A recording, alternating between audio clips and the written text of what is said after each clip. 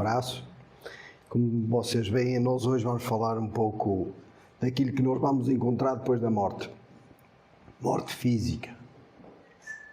Eu acho que não está aqui ninguém que acredita que nos vamos erguer no último dia, no dia do juízo. Saímos dos cemitérios, ossos todos empenados. Isso cientificamente não é possível. Estudando o corpo humano, nós o que é que encontramos? Encontramos os elementos que constituem a biosfera do nosso planeta. Azoto, oxigênio, dióxido de carbono, tudo por aí fora. E esses elementos, uma vez o corpo físico perdendo a vitalidade, nós temos várias formas de extinguir com o corpo, ou no forno e ficamos quentinhos, ou num túmulo e ficamos frios, mas temos de várias formas. Os elementos que constituem o nosso corpo físico regressam à biosfera do planeta. O que é da Terra, regressa à Terra. E que depois vai seguir novamente o ciclo da nossa cadeia alimentar.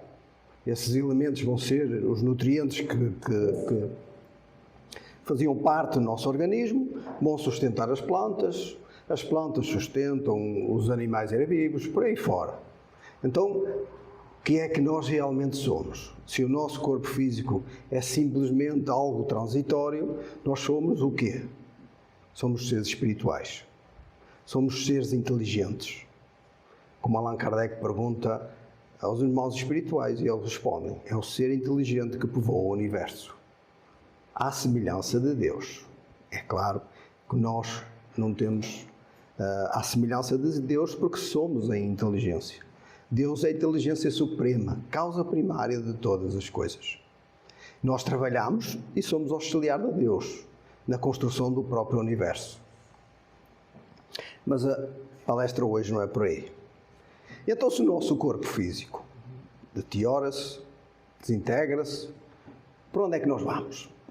O que é que nós encontramos depois da morte física? Jesus, ao terceiro dia, o que é que sucedeu? Ressuscitou, não foi? O corpo dele já não era igual.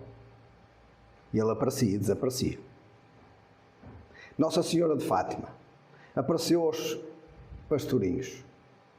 Porque é que as outras pessoas não a viram? Com que corpo é que Nossa Senhora de Fátima apareceu aos pastorinhos? Com o seu corpo espiritual. Então quer dizer, e Jesus mesmo, com os seus exemplos, que ele utilizava-se de todas as suas vivências para deixar exemplos para nós, Jesus, com esse ressuscitar, ele disse-nos de uma forma clara: a morte não é nada, a vida continua. Claro que nós não temos a capacidade, depois de perder o corpo físico, de nos materializarmos e aparecermos novamente dentro da faixa do campo de visão que o ser humano tem. Não. Mas isso não quer dizer que nós não estejamos aqui. Isso não quer dizer que nós não aparecemos. E nós vamos já ver isso. Vamos ver um pouco o que é que André Luiz nos diz. André Luiz, no nosso lar, numa mensagem que ele nos deixa, diz-nos assim: André Luiz vem contar a você, leitor, amigo, que a maior surpresa da morte carnal é de nos colocar face a face com a própria consciência, onde edificamos o céu, estacionamos no purgatório ou nos participamos no abismo infernal. Então nós, perdendo o corpo físico, vamos nos encontrar com quem? Os irmãos espirituais explicam-nos que a nossa mente, o nosso cérebro, cria à nossa volta as próprias criações mentais de nós próprios. O que quer dizer que cada um de nós tem o seu mundo. E à sua volta circulam os seus próprios pensamentos. Esses pensamentos atraem seres espirituais afins com os mesmos. O que quer dizer que a gente já faz uma família espiritual durante a própria vida. Então, mediante o meu estado mental ou aquilo que eu penso, eu sou acompanhado por seres espirituais tristes, alegres, bons, maus, por aí fora, dependendo de como eu penso, não é? O meu corpo físico, vocês não conseguem ver o que eu penso, ou quem me está a inspirar, por exemplo. Vocês não conseguem ver porque lá está fora da nossa faixa de campo de visão. Mas, uma vez perdendo o corpo físico, nós começamos a ver tudo. É como se ficássemos nus. Se nós perante alguém com corpóreo podemos esconder aquilo que pensamos, no mundo espiritual esqueçam. Tudo aquilo que nós somos está explanado em nós mesmos. Então, esse é aquilo que a primeiro reflexo daquilo que nós vamos encontrar é precisamente com a criação do nosso campo mental. Vamos ter connosco os seres que nos acompanham durante a vida. Dependendo das construções ou da caridade, do amor que eu construa durante a minha vida, eu vou ter méritos para receber auxílio na altura do desligamento. Mas eu trouxe vários exemplos e depois nós vamos ver isso. Divaldo Pereira Franco, no livro Além da Morte, de Otília Gonçalves, ele, só na introdução do livro, traz-nos lá pensamentos excelentes para a gente meditar um pouco.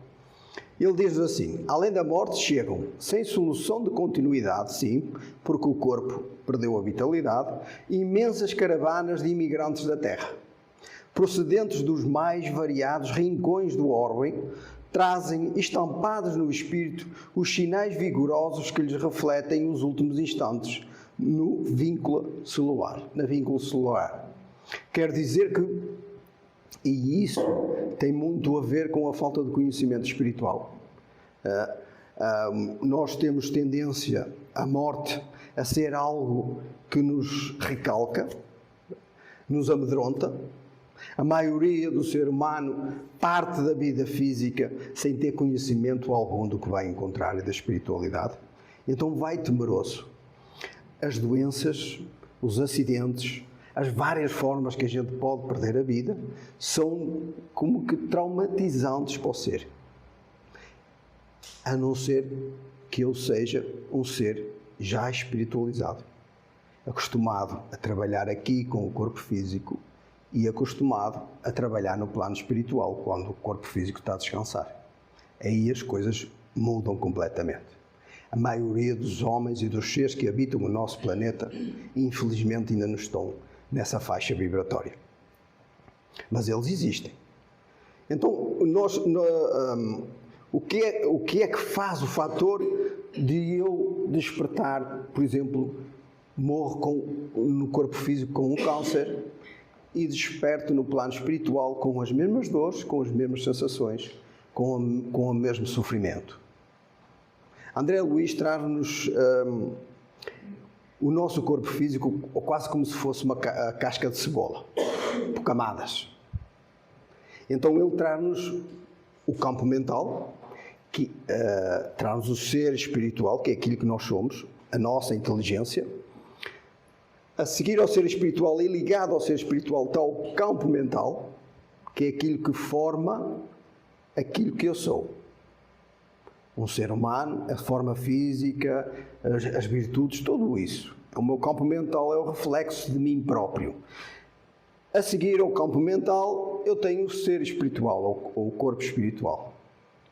Quando nós encarnamos, nós recebemos um campo energético, que é o que dá vitalidade ao corpo físico, o duplo etéreo, que é um corpo energético, que dá sustentabilidade à vida. Quando esse duplo etéreo, o campo energético, se desfaz, o corpo físico morre. E esse duplo etérico é, no fundo, um fator preponderante para nós termos enormes dificuldades no desligamento do corpo. Mas eu falo mais disso mais à frente. E depois temos o corpo físico, que faz um conjunto de tudo aquilo que nós somos. Então, eu sou o reflexo de quê? Do meu campo mental, que projeta o ideal no meu corpo espiritual e que, por sua vez, vai agir no meu corpo físico. Isso sucede com as doenças e com tudo que nós passamos na nossa terra. O nosso estado de espírito, de estarmos alegres, tristes, raivosos, tudo isso é o reflexo do meu estado espiritual e que termina no corpo físico, no reflexo do corpo físico. A doença, quando a gente morre, vai ao contrário. O corpo físico tem a doença, tem o sofrimento e como que impacta no campo mental essas mesmas doenças. O corpo espiritual, que é o reflexo, no fundo, do campo mental, o corpo espiritual como que leva consigo para o plano espiritual essas doenças e essas dores. Nós, na doutrinação, aqui há algum tempo, tivemos um irmão que ainda andava a lutar com a espada. Vejam há quantos anos é que ele já tinha desencarnado. Há quantos anos é que nós não lutamos com a espada? Porquê? Porque ele ficou preso no seu próprio campo mental e ficou lá naquele lugar a lutar, no mundo espiritual, nas zonas umbralinas, por estes anos todos. Depois, Otília diz-nos mais. A desencarnação não lhes modificou hábitos nem costumes, não lhes otorgou títulos nem conquistas, não lhes retirou méritos nem realizações. Cada um se apresenta como sempre viveu. A maioria dos nossos entes queridos partem desta vida para a vida espiritual e não se dão de conta que já perderam o corpo. Consoante a minha evolução espiritual, o meu próprio corpo espiritual é mais grosseiro ou mais sutil. Então, o que quer dizer que uma pessoa com inferioridade, ou quase que não nota diferença nenhuma quando perde o corpo físico. O seu corpo espiritual é tão grosseiro ou quase como o corpo físico. Consoante nós vamos evoluindo espiritualmente para Deus, essa energia acumulada ou condensada no meu corpo espiritual se vai perdendo. E então o meu corpo é mais sutil. Eu noto mais diferença entre um estado e o outro. O que faz com que a maioria dos nossos entes queridos percam o corpo físico e continuam a fazer as mesmas vivências, a procurar os mesmos lugares, a estar nos mesmos lugares. Se a morte, por exemplo, foi uma morte onde o ser morreu na cama, e esse ser não tem grande conhecimento ou não tem conhecimento nenhum espiritual, o que é que acham que sucede? O corpo segue os trâmites normais e o ser espiritual continua na cama, a ter as mesmas necessidades que tinha quando tinha o corpo físico. A chamar pelos familiares, tudo igual. Há algum tempo veio uma irmã, um bocado zangada, não mostrava grande ruindade. A senhora deveria ser uma senhora boa. Então ela estava triste, porque não abriam a porta. Ela estava à porta da sua entrada, da sua família, a bater à porta e ninguém lhe abria a porta. Aproveitava que quando alguém entrava, ela entrava com eles. E continuava a fazer a mesma vivência. Isso sempre com uma ligação ao corpo físico enorme. Não pensem que o corpo físico morre, perde a vitalidade e nós desligamos os laços assim de um momento para o outro. Para os bons realmente, para os evoluídos, e isso sucede. Para a maioria dos habitantes na Terra, é muito complicado. Temos que passar algum tempo para conseguirmos desligar totalmente do corpo físico. E depende muito das pessoas que ficam na Terra. Do sofrimento que elas sustentam por quem morre. Porque quando o ser sofre por alguém, reparem, eu estou encarnado, vou para a Inglaterra.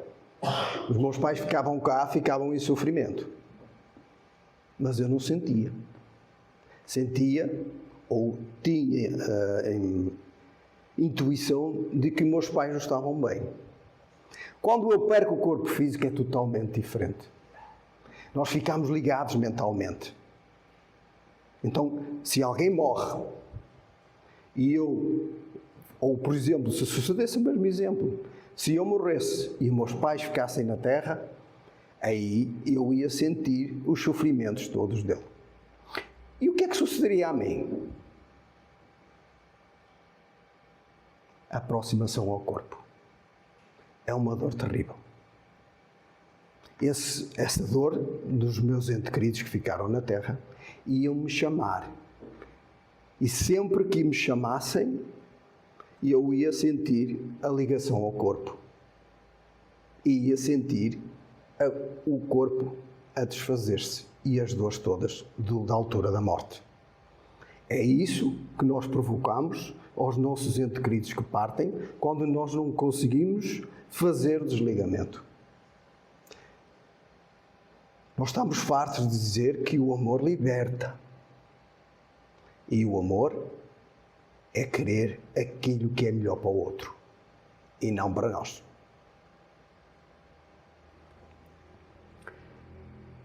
Após a disjunção celular, a consciência comanda o espírito e o peso específico das vibrações, por afinidade, se encarrega de fixar cada um no quadro das necessidades evolutivas. Vocês estão a ver estes anéis à volta do planeta? São as faixas vibratórias que o nosso planeta tem, a nossa psicosfera. A psicosfera é o reflexo do pensamento dos seres humanos que habitam nessa faixa. Então, na primeira faixa vibratória do nosso planeta, quem é o reflexo de quem?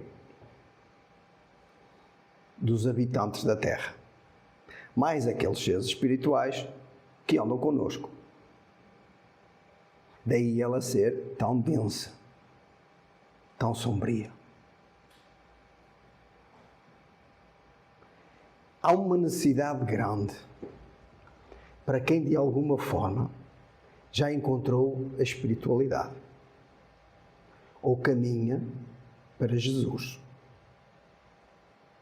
Quem de alguma forma encontrou no seu caminho um sentimento maior do que a matéria e um corpo físico. Deus necessita de todos nós, mais neste momento difícil do nosso planeta, onde as guerras, os sacrifícios são enormes. Nós olhamos para a televisão e já estamos tão habituados àquilo que já nem sentimos compaixão nem sentimento algum. Mas milhares e centenas de pessoas ainda estão a passar fome e a morrer.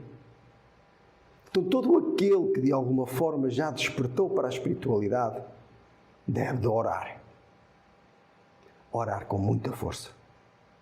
E fazer, dentro das suas possibilidades, dentro do seu campo de trabalho, fruto do amor e da caridade. O nosso mundo precisa de luz. E somos todos nós que a temos que implantar. Jesus deixou há 2000 anos. Chegou à altura de nós colocarmos essa luz a trabalhar. Então, o que é que sucede? Cada um de nós, sua faixa vibratória, a condensação do nosso corpo espiritual reflete o meu estado de inferioridade ou superioridade, e pelo peso do corpo espiritual, eu sou atraído para a faixa vibratória adequada à minha vibração. Se eu quiser ir, por exemplo, para a terceira faixa vibratória, eu não consigo ir. Porque eu não levito e não tenho não sou sútil o suficiente para estar naquela faixa vibratória. A terceira faixa vibratória é onde está situado o nosso lar. Continua a ser uma zona umbralina. Por isso, sempre que nós ouvirem umbral, não é para temermos, porque existem zonas umbralinas onde a luz reina, onde o amor reina. Uma zona umbralina é simplesmente um local vibratório. Depois, Otília continua-nos a dizer: a incontável maioria, vinculada atrozmente às sensações animalizantes, se esgula às lembranças daquilo em que se comprazia e se demora desditosa em bandos quais salteadores e enlouquecidos, prevagando em volta do domicílio carnal, até que a lei excelsa os recaminha ao renascimento. Nós partimos do corpo físico e continuamos com as mesmas faixas vibratórias, com os mesmos pensamentos, com as mesmas necessidades, agarrados aos vícios e aos hábitos, sem conhecimento nenhum espiritual, continuamos ligados ao mundo, ao nosso planeta. André Luiz esteve 8 anos para conseguir se libertar da personalidade criada no seu corpo físico. Eu posso vos dizer que foi pouco tempo. A maioria de nós anda mais. Ela traz-nos algo ainda mais tenebroso. Não é só ela. A imagem pode ser um bocado aterradora. Mas eu posso vos dizer que eu já li livros de Filomeno de Miranda, de André Luiz, Ação e Reação, onde a imagem que eles nos mostram é bem pior do que isto. A situação mais grave encontra-se na intimidade do planeta, onde existem sítios de angústia incomum e de expiações muito dolorosas, todos construídos em faixas de ondas psíquicas perversas e grosseiras, em que ainda se comprazem muitos habitantes desencarnados. No livro Ação e Reação, André Luiz traz-nos a Mansão da Paz. A Mansão da Paz é uma pequena colónia ligada à colónia do nosso lar, que está infiltrada na zona umbralina mais grosseira da nossa psicosfera. E então ela não está, como é que é dizer, não está fixa. É como se fosse uma colónia de paz flutuante. A zona onde ela está é tão sombria que de tempos em tempos ela precisa se retirar e depois acontece uma tempestade de trovões, de luz. Sabem porquê? Porque muitos dos seres que já viveram connosco, com certeza, em vidas passadas e nesta, viveram com o sentimento do mal, estão agarrados em zonas pantanosas, cobertas só com a cabeça de fora. E os seres mais trevosos controlam-nos de chicote. É essa a imagem que André Luiz nos dá. Quando sucedem essas tempestades, os caravaneiros da Mansão da Paz, os trevosos fogem da luz. Os caravaneiros da Mansão da Paz saem em busca dos que já se arrependeram. Então eles vão para aqueles lugares pantanosos, onde estão os irmãos a gritar e a pedir socorro, e levam uma rede. Não sei se alguma vez ouviram falar da rede da verdade. Eles lançam a rede. Sabem o que é que acontece à rede? Se eles não estiverem realmente arrependidos, a rede desfaz. Só se agarra à rede aqueles que se arrependeram. Por isso, esta imagem não é nada. É preciso nós termos idealização de vida. É preciso construirmos nos nossos filhos, nas novas gerações, um sentimento de bondade, de amor, para que o nosso mundo melhore, para que essas zonas trevosas que ainda existem no nosso planeta possam deixar de existir. Não é Deus que as vai tirar de lá. Deus as tira de lá, mas connosco. Somos nós que fazemos o trabalho. É pela educação, é pela reforma, é pelo auxílio que os bons dão aos menos bons, que o nosso mundo melhora. No livro Céu e Inferno, que eu aconselho toda a gente a ler, olha, não sei o que é que vocês vão ter que ficar aqui pelo menos até à meia-noite. Traz-nos vários exemplos de irmãos, do desencarno de irmãos. E traz-nos o primeiro, o desencarno de um irmão feliz. Sansão. Sansão era amigo de Allan Kardec. Trabalhava com Allan Kardec no Espiritismo. E pediu a Allan Kardec: assim que eu morra, invoca-me. Porque eu quero vir te transmitir aquilo que eu passei. Então ele ainda estava, eu acho que ele ainda estava na Câmara Mortuária. Passado 2 dias, ele morreu a 21 de 1862 e no dia 23 Allan Kardec invocou na Câmara Mortuária, pertinho do corpo dele. E ele bem se comunicar com ele. Allan Kardec perguntou: como é que tu estás? Com mais palavras, é claro que Allan Kardec era professor, eu não sou. E ele respondeu: estou maravilhosamente bem. Olhava para o corpo, sentia-se agradecido. O corpo, ele já estava totalmente desvinculado das sensações que o corpo lhe podia dar. O que mostra claramente a espiritualidade que o Senhor Sansão já tinha. E olhava para o corpo agradecido pela oportunidade que lhe deu de usufruir a vida que existiu na Terra. Mas reparem, reparem o que ele diz: a minha situação é bem ditosa. Acho-me regenerado, renovado, como se diz entre vós, nada mais sentindo das dores antigas. A passagem da vida terrena para os espíritos deixou-me de começo num estado incompreensível, porque ficámos algumas vezes muitos dias privados de lucidez. Este irmão esteve 8 horas para despertar. Passado 8 horas, o espírito dele já estava despertado. O que era excelente se todos nós conseguíssemos isso. Espírito mediano. Era a irmã Helene Mitchell, jovem de 25 anos, rica, fútil, dada às luxúrias que a riqueza lhe podia dar, mas ela era bastante caridosa e tinha um bom coração. Passado 3 dias de ter morrido, Allan Kardec invoca e pergunta-lhe: onde estás? E ela responde: não sei onde estou, que turbação me cerca, chamas-me e eu vim.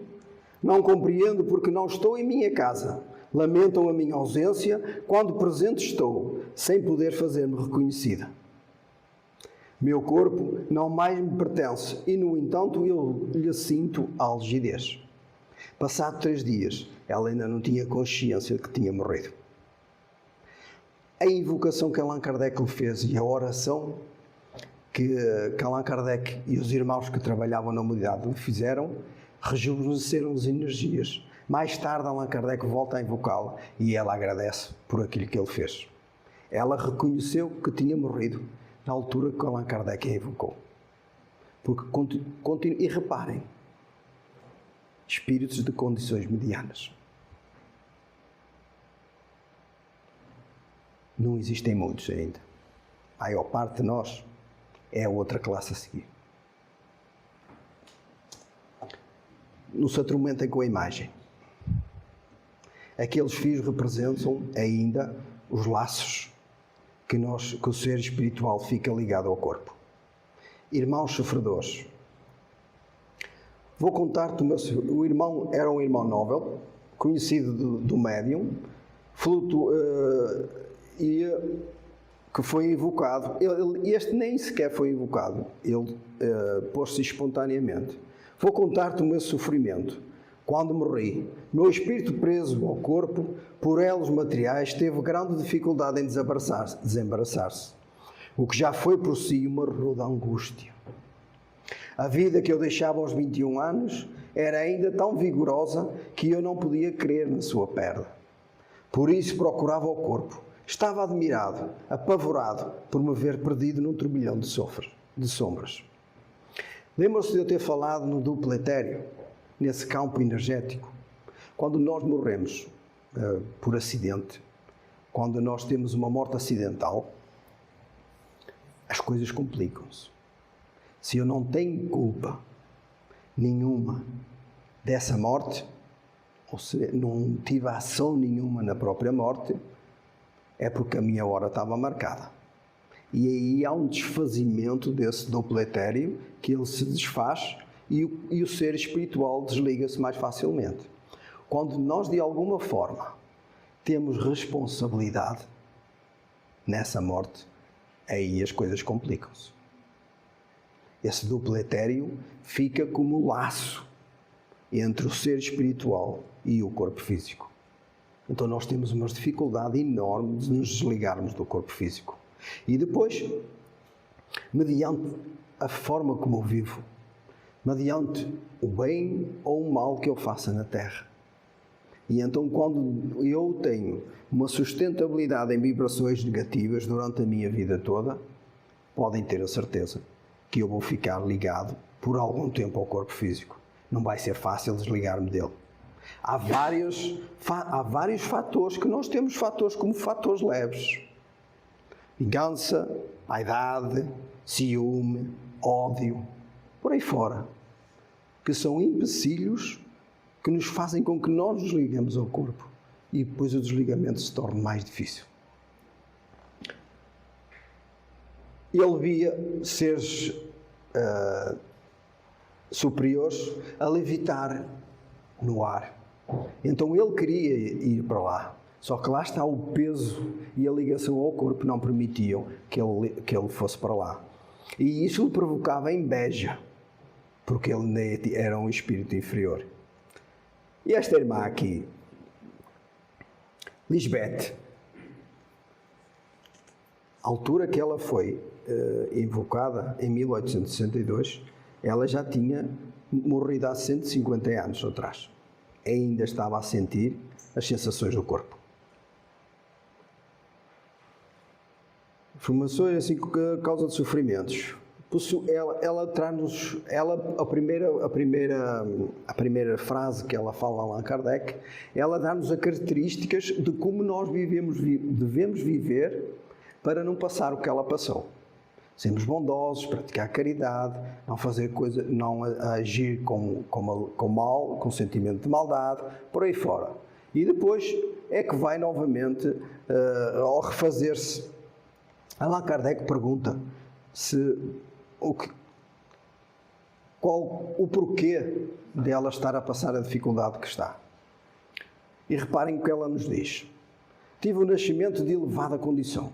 Possuía tudo o que os homens julgam a fonte da felicidade. Rica, tornei-me egoísta. Bela, fui vaidosa, insensível, hipócrita. Nobre, era ambiciosa. Calquei ao meu poderio os que me não rolavam aos pés, e oprimia ainda mais os que sobre eles se colocavam, esquecida de que também a cólera do Senhor esmaga cedo ou tarde as mais altivas frontes. Em que época vivestes? Há 150 anos na Prússia. Ela diz-nos, ela traz-nos aqui um pensamento que é... Deixa-me ver se eu encontro aqui. Allan Kardec pergunta-lhe, então e o arrependimento? Não te faz bem? E ela, o arrependimento, quando não é realmente reconhecido, quando não é arrependimento mesmo, não nos dá gratificação nenhuma. Então ela, que é o que muitas das vezes sucede, parece-nos uma dor, não como mais, eu não bebo mais aquilo. A dor passa e nós esquecemos da dor. E voltamos ao mesmo. No mundo físico é igual. Nós trabalhamos, recebemos a consequência do mal que fizemos e arrependemos e pedimos a Deus perdão. Não volto a fazer.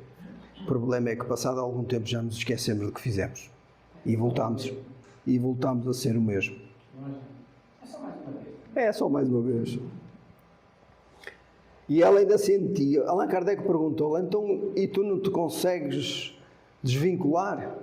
Sempre que eu tento, o meu corpo reage, não me deixa soltar. Allan Kardec ficou com algumas dúvidas. E então depois perguntou a São Luís, porque ela diz que algum tempo para cá era acompanhada por um ser espiritual que auxiliava muito. Quando ela diz que o arrependimento a ela ainda não fazia nada porque não era verdadeiro, ela enganou-se. Porque logo que ela começou a sentir o pensamento de arrependimento, ela começou a aparecer o seu guia espiritual a auxiliá-la.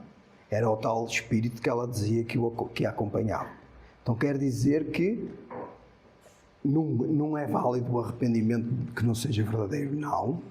Mas esse sentimento faz florescer um início de um arrependimento puro. Eu acho que vou terminar aqui. Suicídio. Nós já várias vezes falámos no suicídio. E o desligamento do suicídio é tortuoso mesmo. 7 de abril de 1858, pelas 7 horas da noite, um homem de cerca de 50 anos entra dentro de um espaço de aluguer de quartos, aluga um quarto e vai para o quarto. Passado 2 horas, o camareiro estranha não haver ruído nenhum, vai a ver o que é que se estava a passar. E o senhor tinha cortado os pulsos dentro da banheira. Tinha-se suicidado. O senhor? Sim. Sim. Allan Kardec perguntou-lhe: qual é o motivo que vos arrastou ao suicídio? Morto? Eu? Não. Que habito o meu corpo. Não sabeis como sofro. Sufoco-me. Oxalá que mão passiva me aniquilasse de vez. Porque não deixaste indícios que pudessem tornar-vos reconhecível? Estou abandonado. Fugi ao sofrimento para entregar-me à tortura. Que reflexões vos ocorreram ao sentires a extinção da vida? Não refleti. Senti, mas a vida não se me extinguiu. Minha alma está ligada ao corpo. Sinto os vermes a corroer. Isto e o impacto. Lembram-se de eu ter falado daquele impacto do sofrimento e da morte que depois provoca no ser que parte para a espiritualidade as mesmas sensações?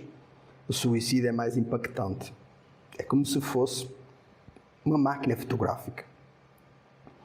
O campo mental, o desespero é tão grande, o sofrimento é tão torturoso que o campo mental fotografa a imagem do momento da morte.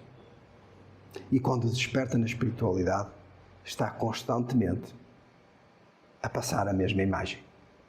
Está constantemente a ver-se a suicidar. E isso pode durar o tempo que aquele ser tinha ainda para viver. A ligação ao corpo e aos vermes duram esse tempo. Mediante o ato. Depois entra aqui o porquê do suicídio. Acho que vou avançar aqui e vou para a última. Para não falar muito mal, eu só vou ler estas duas, para a gente ir embora. Senão a palestra fica muito sombria. E isto é realmente um alivio. Mesmo os espíritos calcetas, inveterados, perseguidores da paz de muitos outros espíritos infelizes que são em si próprios, espalhando por isso a infelicidade de que se encontram possuídos, não estão esquecidos do auxílio divino, pelos mensageiros abnegados, que por eles velam, que os assistem e amparam. Lembram-se de eu ter falado da ação e reação André Luiz nos mostra? Os camareiros a entrarem naquelas zonas sombrias para retirarem e auxiliarem os irmãos que verdadeiramente estejam arrependidos? Deus trabalha em todo lado. E a mensagem de André Luiz é esta: ó amigos da terra, quantos de vós podereis evitar o caminho da amargura, com o preparo dos campos interiores do coração? Acendei vossas luzes antes de atravessar a grande sombra. Buscai a verdade antes que a verdade vos surpreenda. Suai agora para não chorares depois. É aqui que nós temos que fazer a mudança. Porque senão, temos que regressar para ir fazer.